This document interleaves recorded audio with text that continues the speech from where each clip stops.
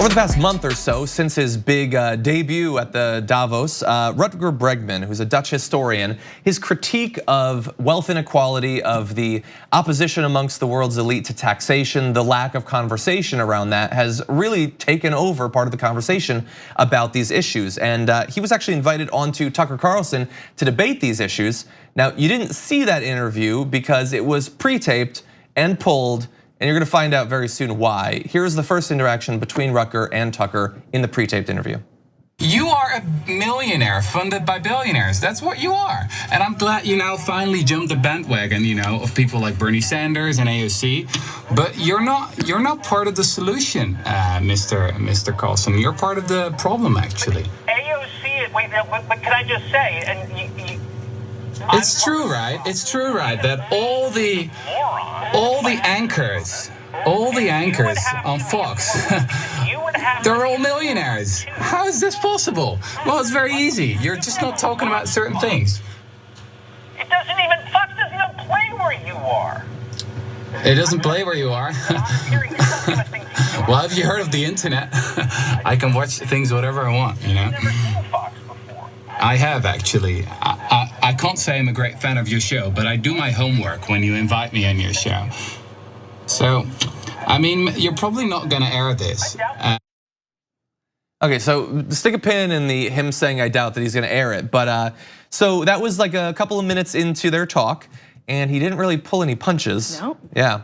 You would think that Tucker would have been prepared for this line of attack, knowing that he's invited somebody on his show who is violently against the idea of millionaires and billionaires being best positioned to solve the world's problems. He literally went to the heart of their big conference in Davos to tell the billionaires directly, you all flew here on private jets. You might want to think about what you're contributing to climate change. You may be part of the problem, especially since you're all evading how to pay taxes to solve these problems. Yeah. So if you invited that guy on your show, you should be aware, like he said, that he's gonna do his research a little bit. I agree, and it seemed like, Tucker, I think, revealed why he fell into the trap that he did. He apparently believed that Rutger Bregman wouldn't be familiar with him and wouldn't know who he is and wouldn't know that he's the personal heir to a fortune and is, a millionaire and all of that. He said, Fox doesn't even play where you are, which to me sounds like, but how do you know my weakness? It's the internet, he's a historian. You know what historians do? Research, they look into things, and it appears as he did. And they fact check things too. This also is a big blind spot, I think, for not just Tucker Carlson, but most right-wing folks, in which they think that the rest of the world really doesn't pay attention, and these are only and exclusively domestic conversations we have. This is a global challenge, and they like to toss around the word globalist, and it's a weird anti-Semitic dog whistle that they do, but really they're trying to avoid the fact that the United States has responsibilities for what it's contributing on the world stage and what's contributing to the global conversation. I agree. Now, that video wasn't the actual climax of the conversation, but we turn to that now. I went to Davos to speak truth to power, and I'm doing exactly the same thing right now. You might not like it, but you're a millionaire funded by billionaires, and that's the reason why you're not talking about these issues. But I am talking about these issues. Yeah, only now. Come on, you jumped the bandwagon. You're all like, oh, I'm against the globalist elite, blah, blah, blah.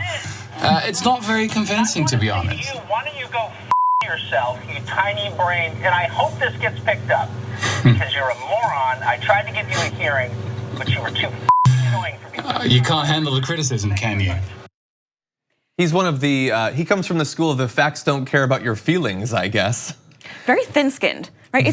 It's your show. You could at least engage with the guy and be like, that's actually a very interesting point that you have there. And leave it at that. So many ways to diplomatically handle it. But again, this is not the personality that Tucker Carlson has. It's certainly not the personality of the President of the United States, who takes Tucker Carlson's lead. Yes. And all of them are just very highly emotional in their reactions to everything. And if they don't like you, you will not get a fair hearing, which is what ended up happening with this historian. Yeah, and look, I know that Tucker Carlson's supposed to be a great debater or whatever. Everyone on the right's supposed to be a great debater. But you saw when Rutger's like, you don't talk about, that's why you don't talk about these issues, because you're funded by billionaires. There's like a pause of 4 seconds, and Tucker Carlson comes back with, yeah, I do.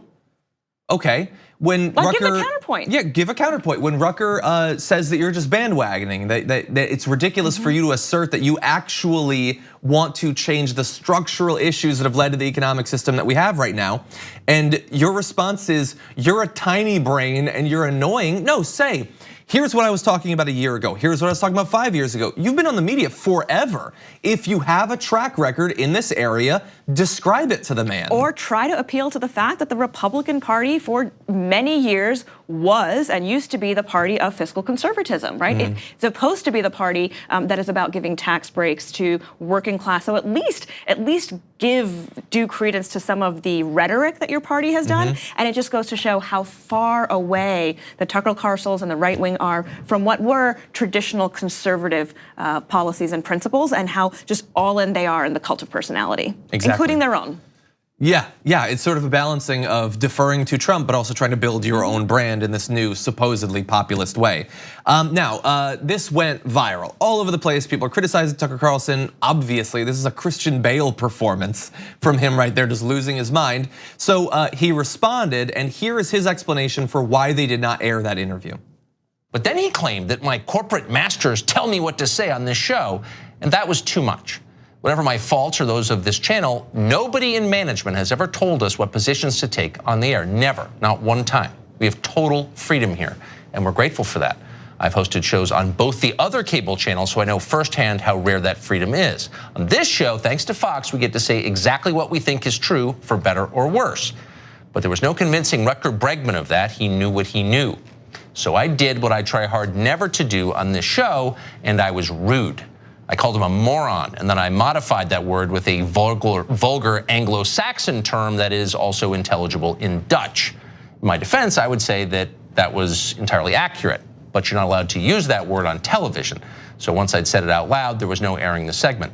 As it turns out, Bregman taped our exchange. He released the audio today, and if you like, you can listen to it. There is some profanity, and I apologize for that. On the other hand, it was genuinely heartfelt. I meant it with total sincerity. Yeah, maybe you meant that with total sincerity, but what we just watched, no sincerity there. So they pre-taped this interview. He swore, he tried really hard not to. You could hear him trying hard not to. That's what he's trying hard not to do, was swearing, right? He wasn't trying very hard to avoid the fact that he'd been caught like flat-footed with no argument and counterpoint to what the guy was saying. Yeah, so I mean, I think I came up with a solution. A lot of people came up with it pretty fast. You could have bleeped out the swear. That's easy to do. It's pre-taped. They also clearly don't know how to edit anything, because they've never edited footage to look a certain way or to cut it to make someone look good. I found very interesting though that he said, I still feel that, and what he felt was right versus any factual analysis. I felt like he was a moron. I felt like he was a tiny brain, versus you clearly invited him on your show because you were trying to agree with him at the time and create this image that you are against the elites and that you too believe that billionaires, you shouldn't be beholden to billionaires. So fascinating how he tried to turn that to his own advantage. Exactly, and the overall argument, I didn't air it because I made an oopsie and swore. We showed you the video. Earlier in the interview, he'd already said he doubted he was going to air it, and it was because of the disagreement between them. So any reputation that he has tried to develop for bringing on people who disagree and giving them a fair shake and a fair airing, get rid of that. Any argument that he's the logic and facts guy, he's just straight down the middle, no emotion. No, he blows up if you question him. And that's that Fox News is as however much they claim that it's freedom for the host, it's a very particular definition and lane of freedom of thinking. Yeah, and certainly less freedom for the guests. By the way, if you don't want to air the interview, don't air the interview. I think that adversarial interviews like that are largely a complete waste of time. But be honest about why you're not airing it. Don't try to pretend that it's because you slipped up and dropped an F-bomb. Thank you very much for watching this clip from The Damage Report. If you liked it, don't forget to subscribe to this channel and ring the bell on YouTube to get notifications of our new videos. And of course, you can catch the full Damage Report live every weekday at 1 p.m. Eastern, 10 a.m. Pacific on TYT Network on YouTube TV.